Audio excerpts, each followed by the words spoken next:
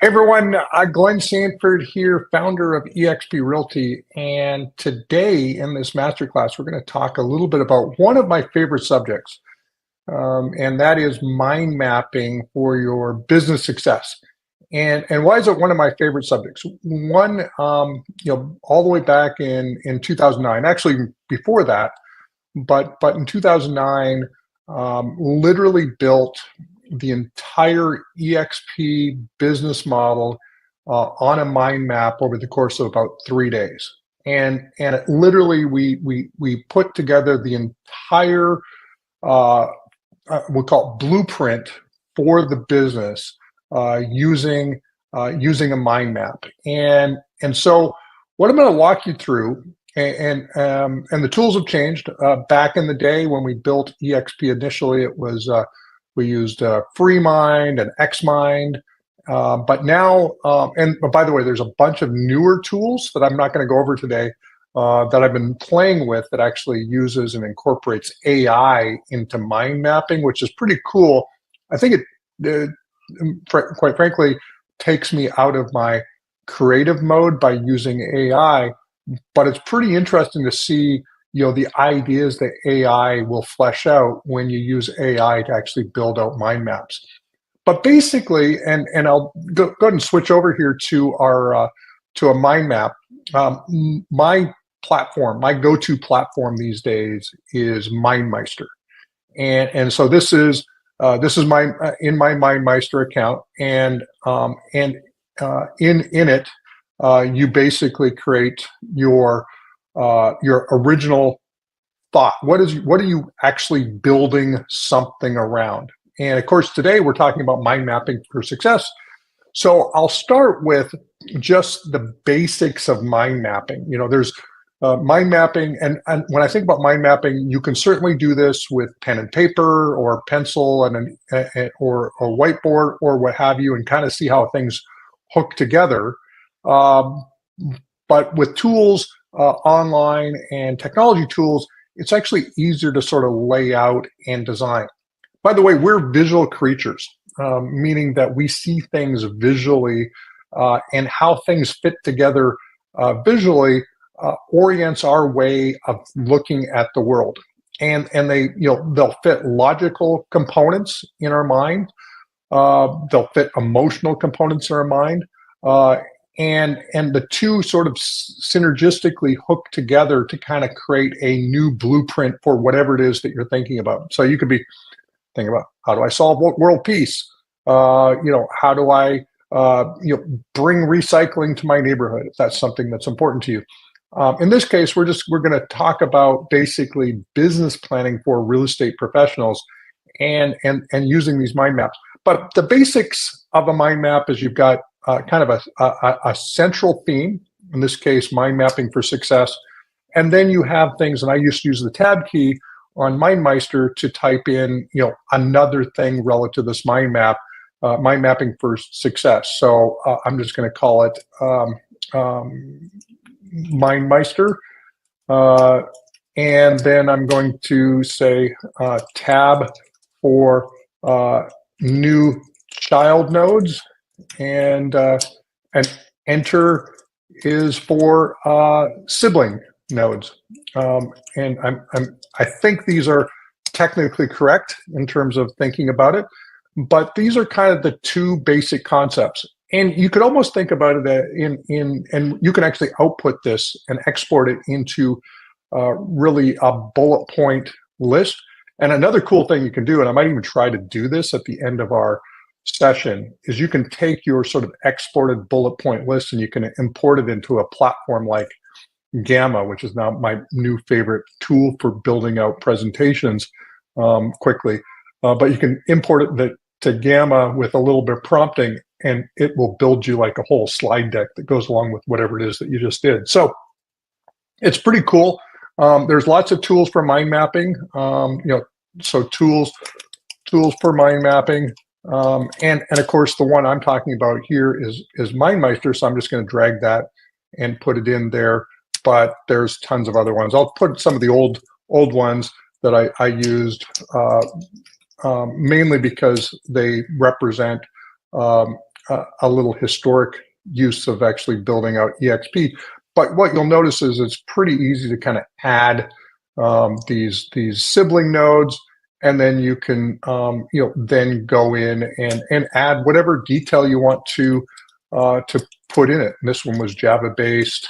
The Xmind was a downloaded application, and in the case of MindMeister, it's an online app at https://mindmeister.com, and you'll notice even cool things like that's actually a hot link, and so I can actually click on it, and it will actually didn't do what exactly I was hoping it would do, but let's share the tab instead.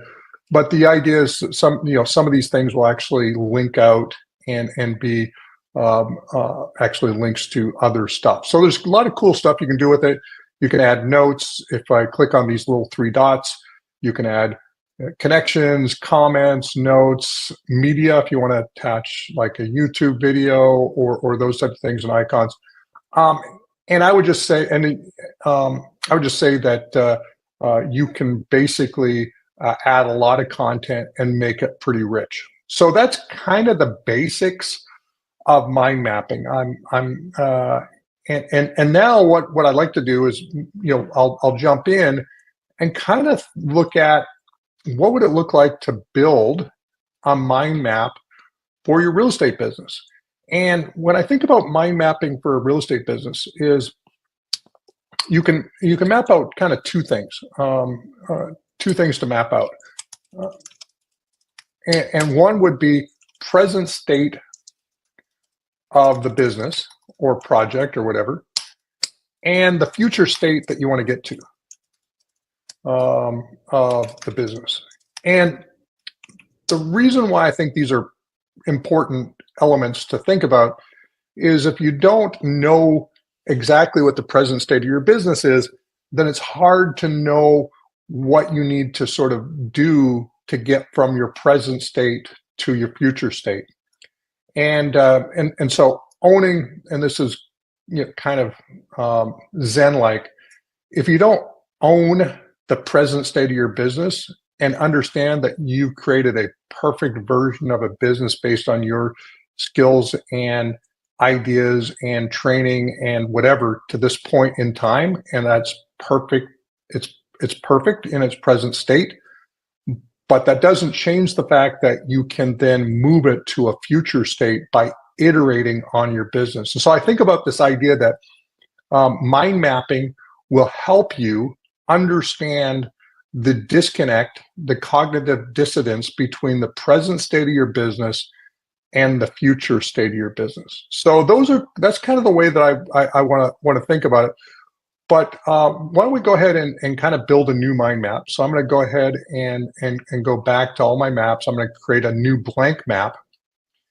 And what I'm going to do is I'm going to do a generic real estate agent business. And if we think about what are the concepts that go into a generic real estate business, and we'll just kind of map these out. One, there's some sort of marketing that goes into your business. So let's just create a marketing arm to this mind map.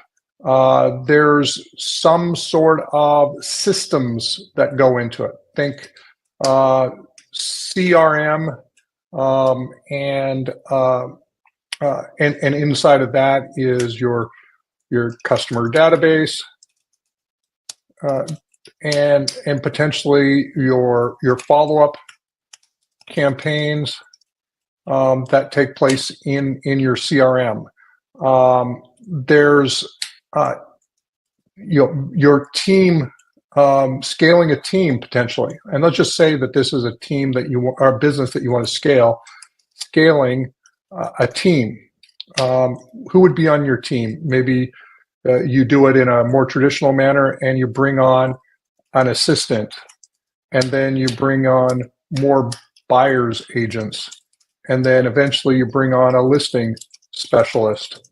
So these would be people that you would bring in, and then one question that might come up is, how do I hire my first assistant? And one of the things you'll think about is a concept, and I'll just put is how might I, or how do I,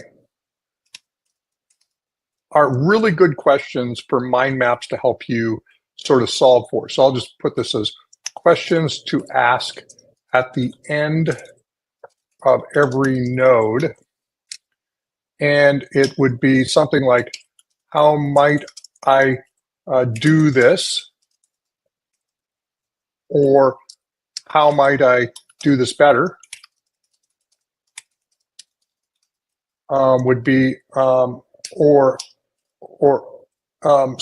how might I, or how might I do this better, are really great questions to ask at the end of every node. So how might I get a, or how might I get a better, or how might I improve? So how might I is such a powerful, how might I improve this role in the company? So I'll just use that. And this would be kind of, maybe you'd already have an assistant. One thing you might do is ask yourself, how might I improve this role in the company?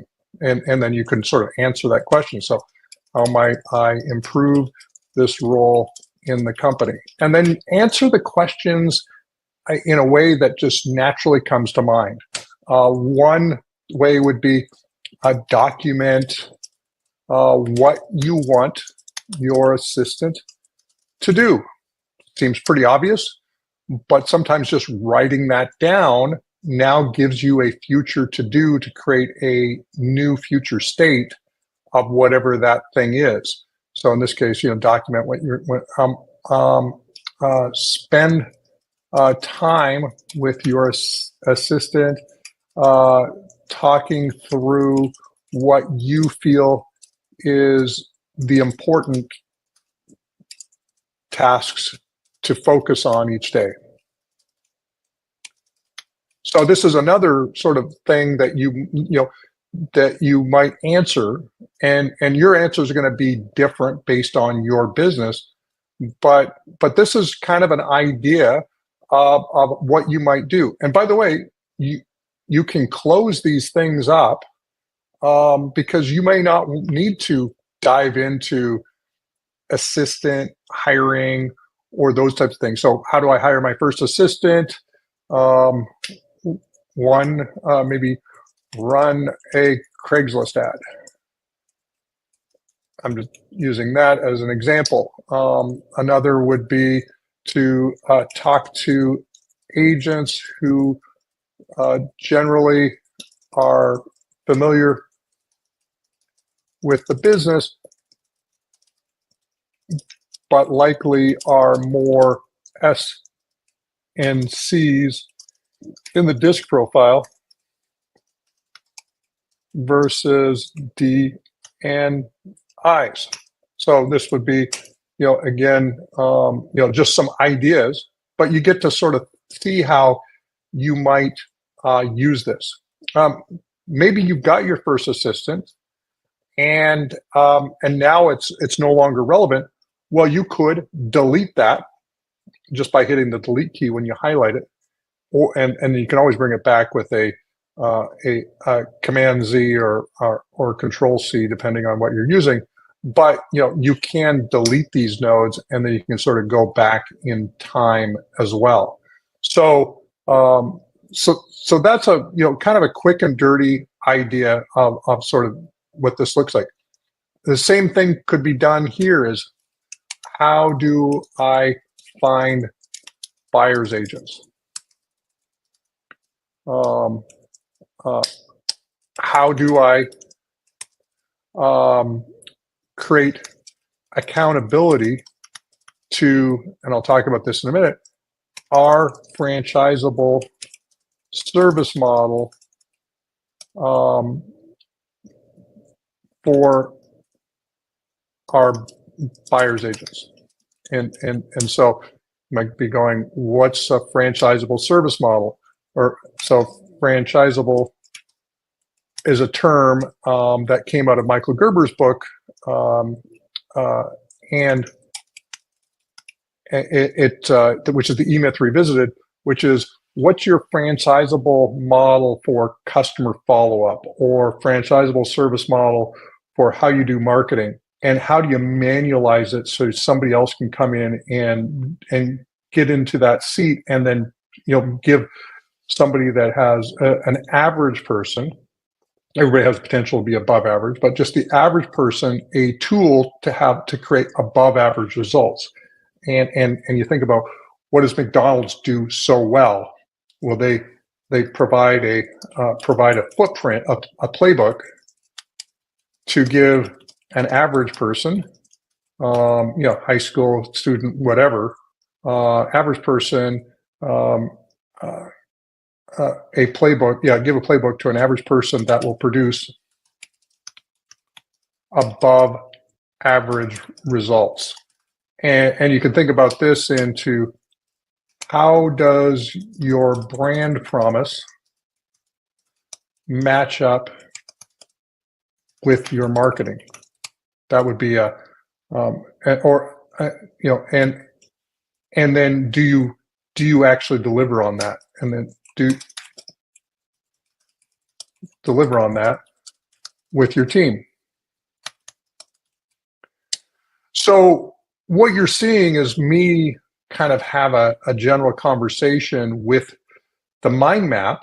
Obviously, I'm doing all the typing. I'm doing all the questions. I'm presenting to you and going through and building out what this looks like. So, marketing, systems, finance, HR, these are all pieces, things that you want to think about. What are you using for an accounting system for your team? How are you putting money away for taxes? How are you paying your taxes? These are all things that you want to understand. And if there's any ambiguity around things, create a way to, what I call, process it out. So another great use of a mind map is actually build a little Kanban board.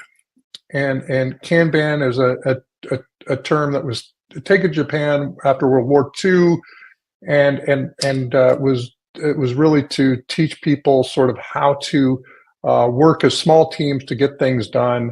And it came out of sort of manufacturing, but it works really well it's now transferred itself to agile software development. It's transferred itself to high velocity teams, and it's a take on David Allen's Getting Things Done, which obviously came after Kanban. And then another guy that I really like, Jeff Sutherland, wrote the book Scrum: The Art of Doing Twice as Much in Half the Time. So Kanban, or Scrum board, is backlog / tension. There's next actions, or next sprint, so to speak. There's doing and done. So let's just say that one of your tensions is, how am I paying how am I, because this is probably you writing it, I planning on paying taxes. Exciting subject.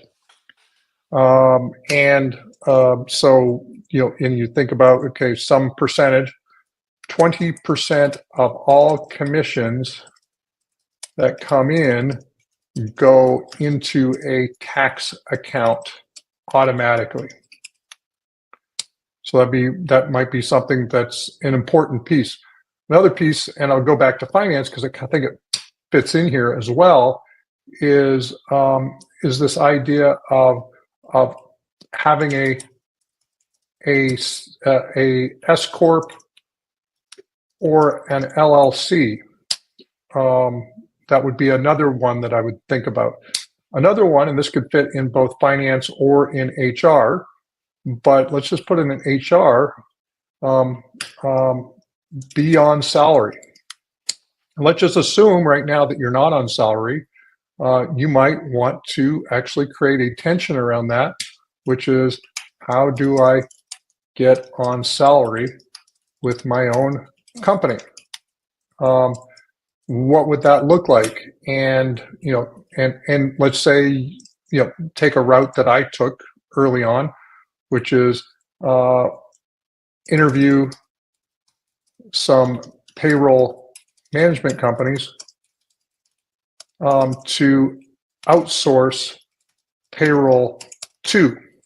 And it sounds kind of goofy, potentially, but if you think about it, if you're building a real business, what do real businesses do, and what do they look like? And that, again, that's a great question. What do businesses look like that function well? So a great question. And it comes down to some of the stuff that we're already doing is that it builds out effectively a business plan. In fact, if you've taken the time to write a business plan, it's probably one of the most grueling, hard things to actually complete. Meaning you're going through and you're building out, target market, you're working on, you're writing down your marketing plan, you're building a spreadsheet, you're doing all these various things. A lot of times when you write a business plan, it's to fundamentally raise money and to prove to somebody else that you know what you're talking about. In real estate, the only person that needs to know what you're talking about is you. And why that's an important concept is mind maps provide the generalized framework to let you know you're on track without you having to go into this really robust, verbose description of your business and all the other things that go along with it. Another thing you think about here is goals. So we've got marketing systems. Let's just put goals here. Goals. Under goals, what are your long-term goals? What's your medium-term goals? What are your short-term goals?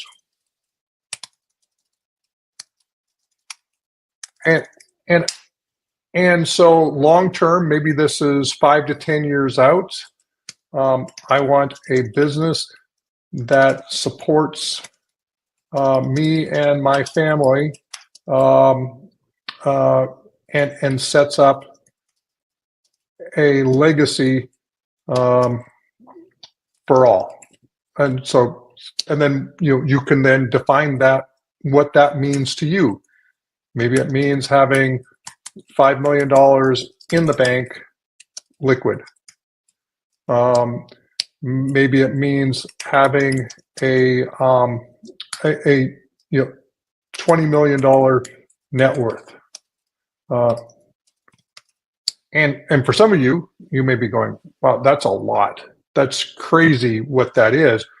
But the flip side of it is you get to choose whatever long-term goals you want to have. It could be the types of vacations that you want. It might be the type of time you get to spend with your family. You can just determine what are your long-term goals. I picked financial ones because they're very they're logical in that they're very measurable. Like you either have $5 million in the bank or you don't have $5 million in the bank. You either have a $20 million net worth or you don't have a $20 million net worth. But long term, you could say this is in 10 years. Here's the thing. So I want this and I want this. Having a 20 million. So in the short run, you might not have much, but you think about, in the short run, maybe you take a snapshot, and you think about your snapshot of where you're at right now. Snapshot of where you are right now. Again, this is a pretty important concept when you think about goal setting, because if you don't know where you are, then it's hard to actually figure out how you get to where you want to go. So snapshot right now is maybe you've got you know 6,000 in the bank, and net worth is with credit card debt is a negative 20,000.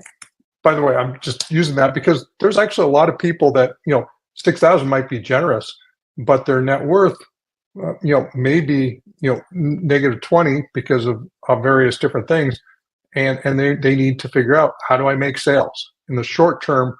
I want to and let's say this is 3 to 6 months,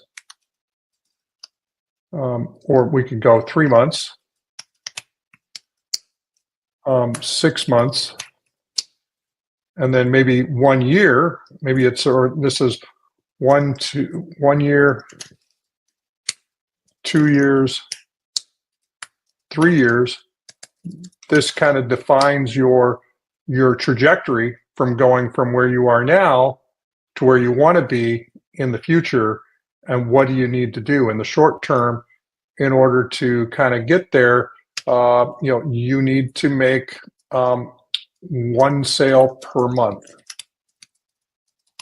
and then in 6 months, maybe your goal is to make 2 sales per month, and then maybe in 6 months, instead of 6,000 in the bank, you have maybe it's still 6,000 in the bank, so bank account is still 6,000 liquid, but maybe your net worth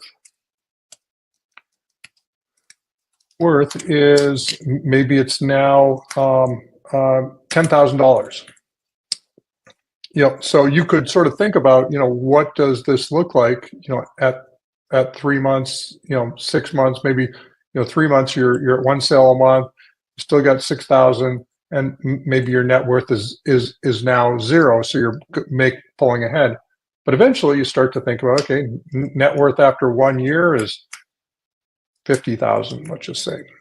And by the way, I don't think these are numbers that I could certainly see somebody sort of achieving, depending on how they think about it. After 2 years, they want their net worth to be at least 200,000, and after 3 years, they want their net worth to be let's just say it's 400,000. So, but long term, in 10 years, you can start to think about, okay, I went from 2 to 50 to 2 to 4 to maybe year 3, it's 8, and then year 5, maybe you're at 1.5. Year 6, you're now at 2 to 3, and you think about what are those goals, and then also think about what would you need to do to get there. This comes back to marketing. So now that you've got some goals laid out, what type of marketing do I need to put in place to achieve my goals? What type of marketing do I need to achieve my goals? And what you'll also notice is that because of the way this is laid out, I can move around fairly rapidly to various different parts of the mind map.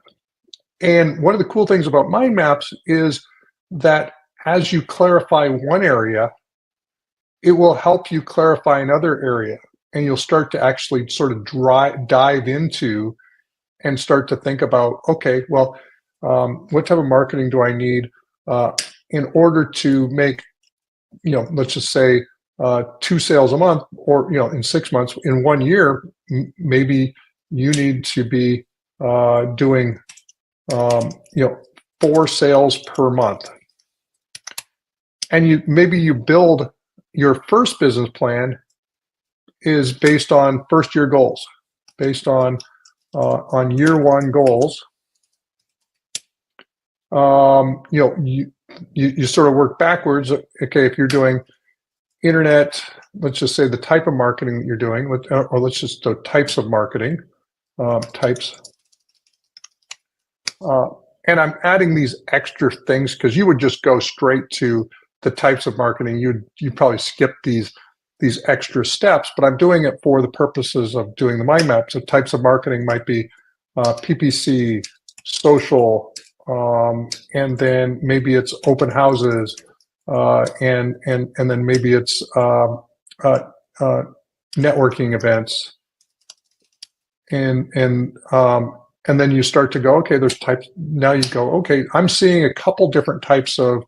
I'm seeing IDX and websites, or let's just use these for the moment. Well, two of these are online,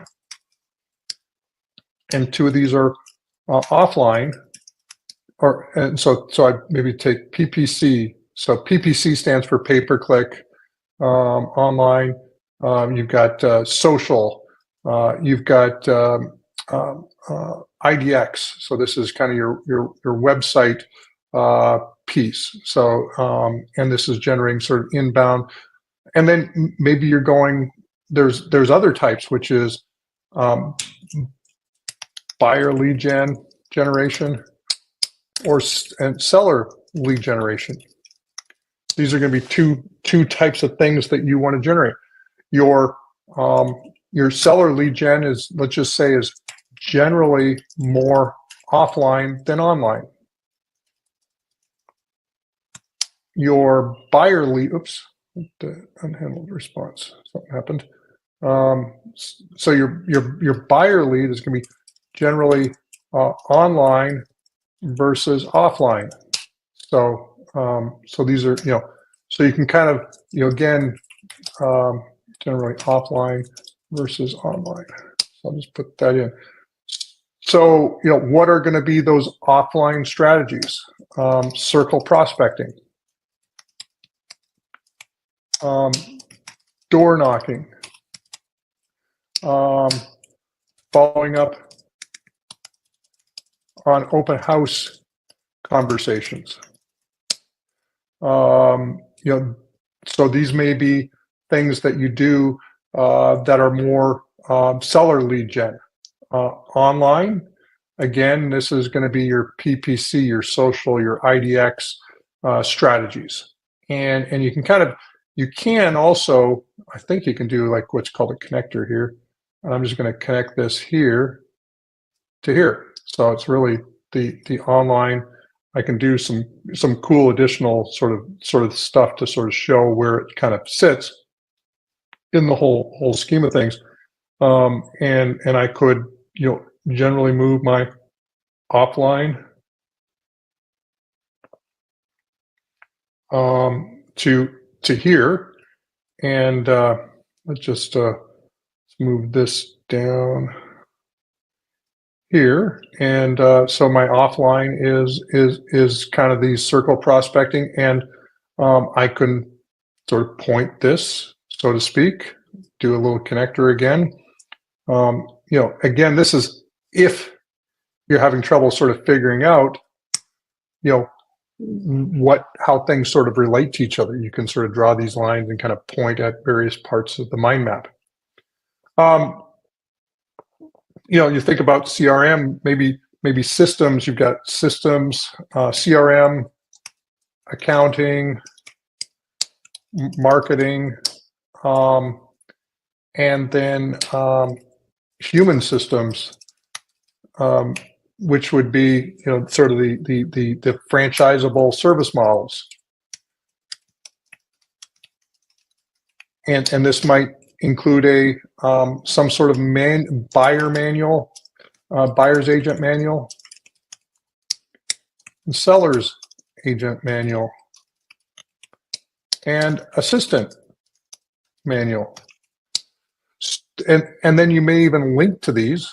Again, sort of just kind of going through here, you can paste a link to maybe your assistant manual that you've got in Google Drive, or maybe you attach it through a PDF or something like that here as a way to just build it out and actually have real sort of related content to this particular subject. So as you build this out, your business will become more and more obvious about what it is. Like when you describe, like on CRM, you've got customer database, follow-up campaigns, but what CRM? Like you will list, you'll list a ton of them. Like you may go, I could have KV Core, I could have Lofty, I could have Commissions Inc. I might be working with Real Estate Webmasters. It could be, any number of sort of these different follow-up boss. So, this could be CRM. From a marketing standpoint, systems-wise, you might be in there using Google AdWords. You might be doing Facebook ads, Instagram,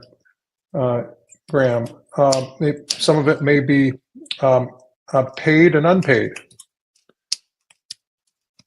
So, paid, Google AdWords, Google AdWords are going to paid, Facebook ads are going to paid, but social, maybe things like, your Instagram, your Facebook, your YouTube, your LinkedIn strategies, etc.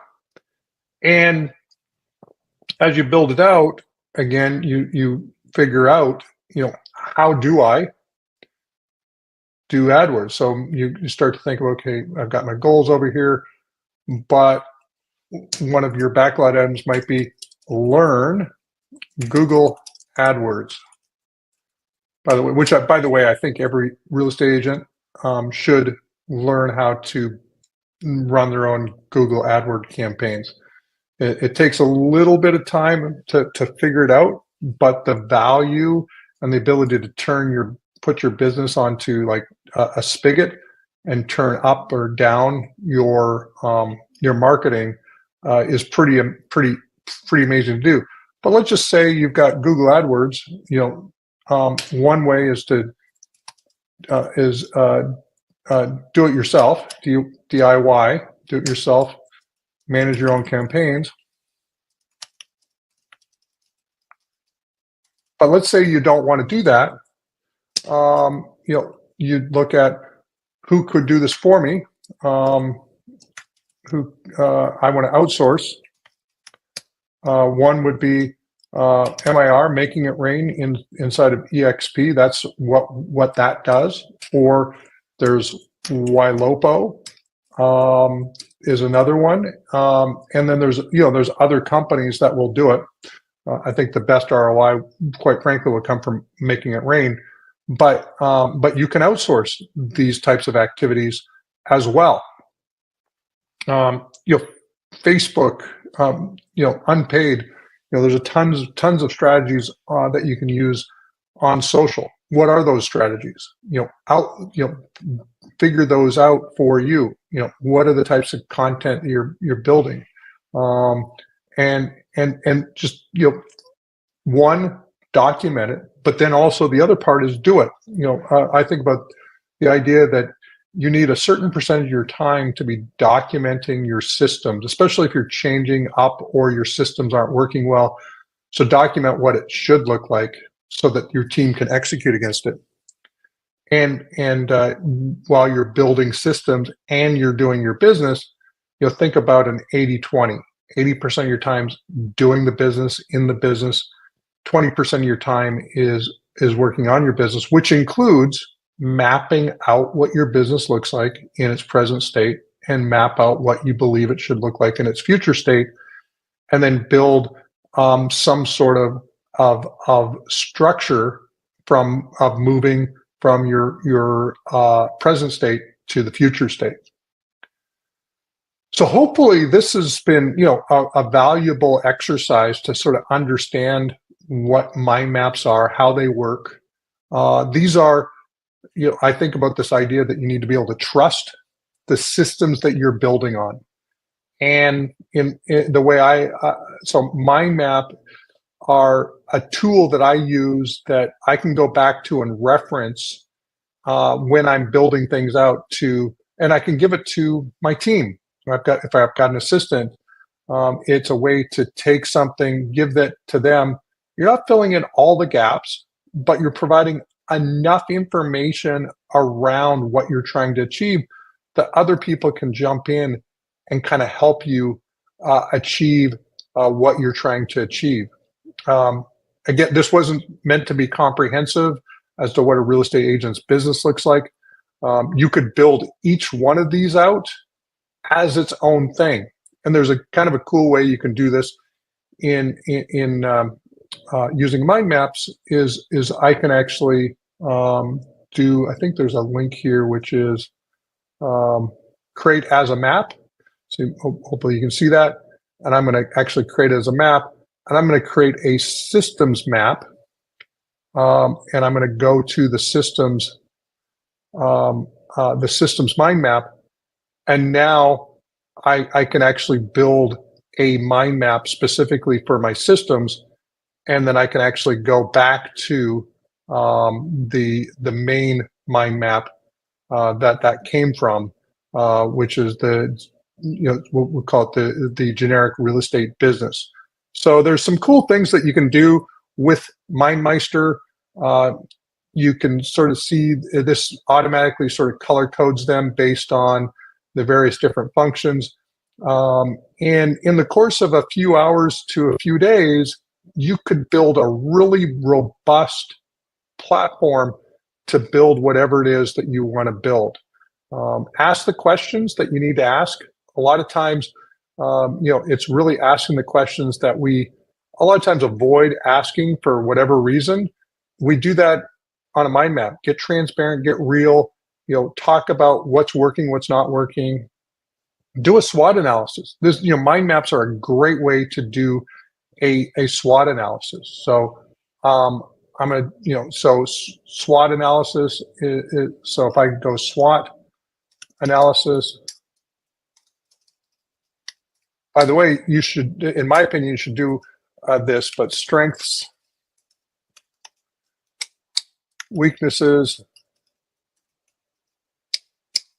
opportunities, and threats.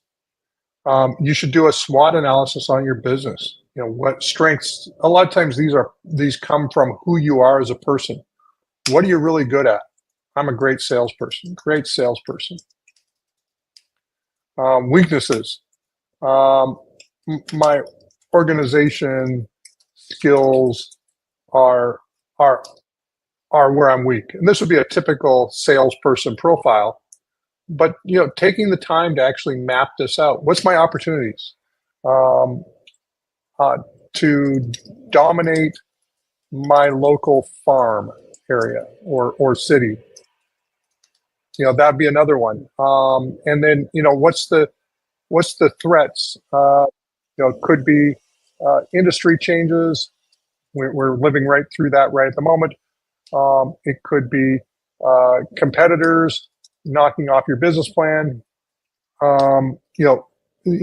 These could be threats, but if you understand what your threats are, then you can go back to, okay, how do I sort of compete with that? How do I solve for each of these things? How do I solve for industry changes?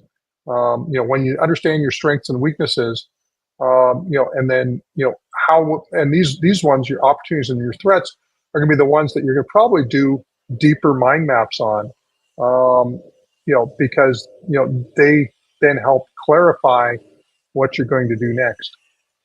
So with that, I think we went, 30, 40 minutes kind of talking through this whole idea of what does it look like to kind of build a business using a mind map. Hopefully you found this to be a valuable exercise to just see mind map in action, just hear, how I kind of talk through it.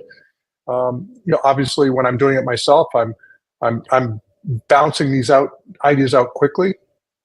There's some data. People who mind map well outproduce those who don't mind map by a pretty good margin, like 2 to 1. It's because it gives them a tool that allows them to sort of see gaps in their business models and be able to then iterate on those quickly and do it with clarity. And it's a really easy, fairly intuitive way to take what's already in your mind, hence the term mind mapping, and then just getting it into a place that you can reference and then massage into what it is that you want to do in the future. So again, thanks for jumping on to this masterclass. Hopefully you got a lot of value out of it. I'm sure I'll be sharing more from time to time, and feel free to, if you got a question, send it over. Hopefully, if I've got time, I'll try to answer or provide some additional resources or feedback on it. But take advantage of this and all the other classes that are taking place in the master classes. We've got amazing leaders, agents, brokers, staff, people who've done things in really creative and unique industries. And if you just continually learn and apply, you can't not but succeed. So with that, I'm going to sign off. Thanks again. Glen Sanford, founder of eXp Realty.